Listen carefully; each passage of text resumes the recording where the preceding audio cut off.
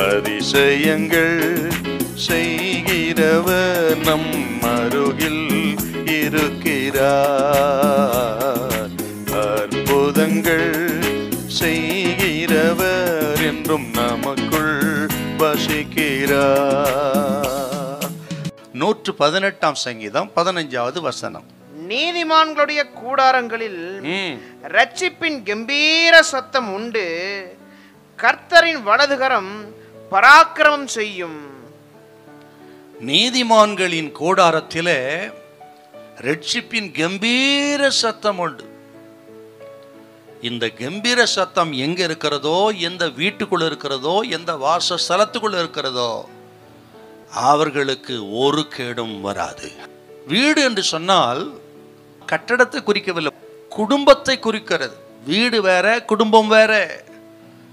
செங்கல் சிமெண்டினால் கட்டப்படுகிற அந்த வீட்டை சொல்லல, அதற்குள்ளே வாசமாயிருக்கிற கணவன், மனைவி, பிள்ளைகள், பெற்றோர் ஆகிய இந்த குடும்பத்தை தான் கர்த்தர் சொல்லுகிறார்.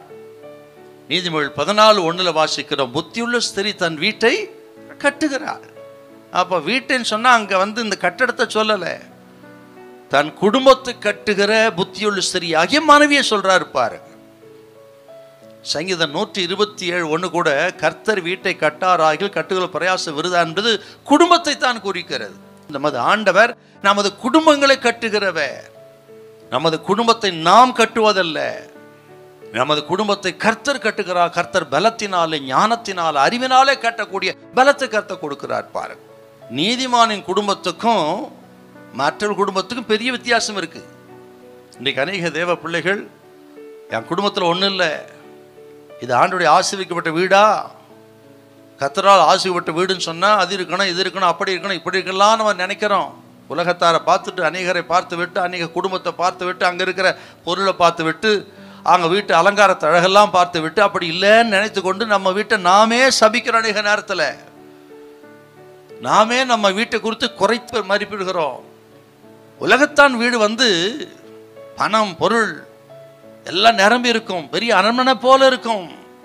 ஆனால் அங்கே சந்தோஷம் இருக்காது, சமாதானம் இருக்காது, நிம்மதி இருக்காது, நித்திய ஜீவனுக்குரியதான அந்த தகுதி அங்கே இருக்காது பாருங்க. நான் உங்களுக்கு சொல்கிறேன், நீதிமான்கள் வீடு அது குடிசையாக கொண்டு இருக்கலாம், அங்கே சந்தோஷம் உண்டு, சமாதானம் உண்டு, நிம்மதி உண்டு. அது குடிசையாக இருந்தாலும் அது அரண்மனை போல இருக்கும்.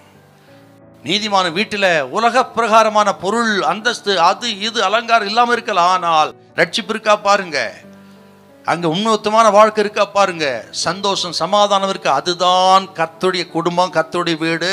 அதுதான் கர்த்தர் முன்பாக அரண்மனை போல இருக்கும். அதுவே விலையேற பெற்றது. ஹல்லேலூயா, ஹல்லேலூயா.